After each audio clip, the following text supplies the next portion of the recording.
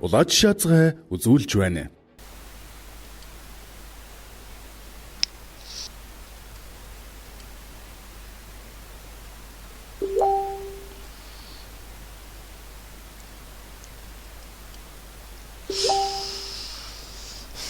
За урсч би ерэн дээр өөрийн амнаас даатгах.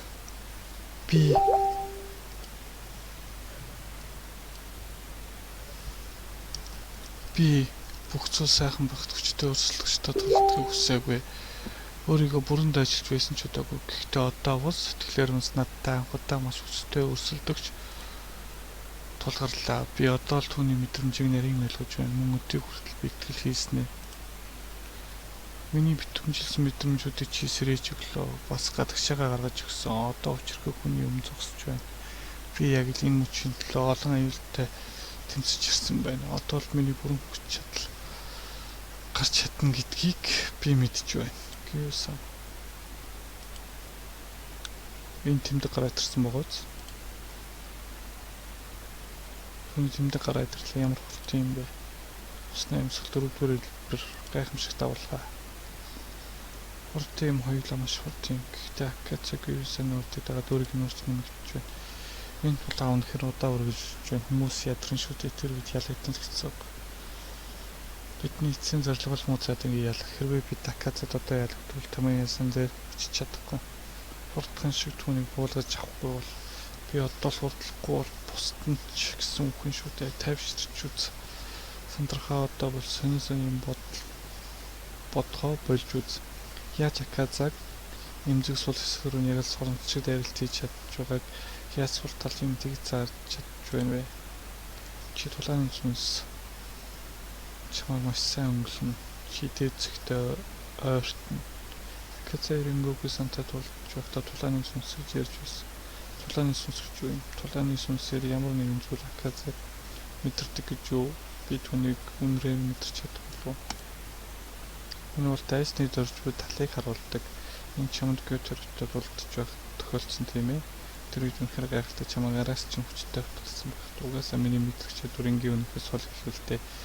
Миний ард урд байх хамаагүй би тэднийг шууд мэдэрч байна. Айлуу мод дээр туршаад үз. За тэгээ чи миний баруун мөрийг харж байгаа.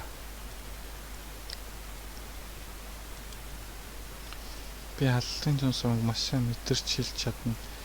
Тэгээд хүнд бүртгэсэг хэлнэ гэсэн үг. Аллах зүнсөө мэдрүүл миний би хатгах шиг болдог. Тийм ээ, энэ сүхээр сараа мэдэрдэг гэж хэлж байсан. Гэхдээ өдөр харж чаддгүй. Дараа нь бид үргэлжлүүлж ярилцсан. Гэхдээ тэр над руу эсрэгээр алах хүсэлгүй. Дайрах юм бол над үнэхээр хэцүү болсон. Тэр хөшин юмыг хараалдаг.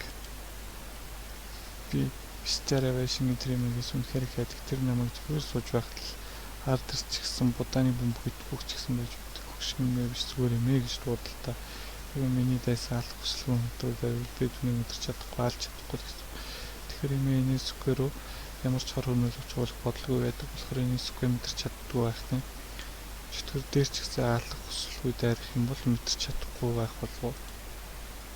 Гэхдээ энэ бол үнэн. Хэрвээ чөтгөр ямар ч азлах хүсэлгүй чамруу дайрвал чи чөтгөрийн төлөө чадахгүй гэсэн. Хэрвээ энэ зүгээр л хүүхдийг шиг худал яриа бол яах вэ? Акацагийн планы сүнс гэж боддог зүйл яг юу юм бэ? Алах хүслээс зүйл юм бэ?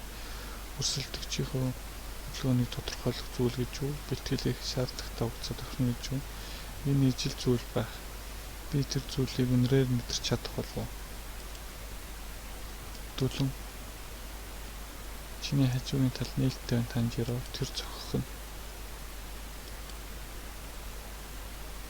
Тулааны сүнс соронцлуу зүүн савын алах хүсэл гайхамшигтай дүүц. Би юу гэдгийг ойлголоо. За энэ хүртэл уншлаа.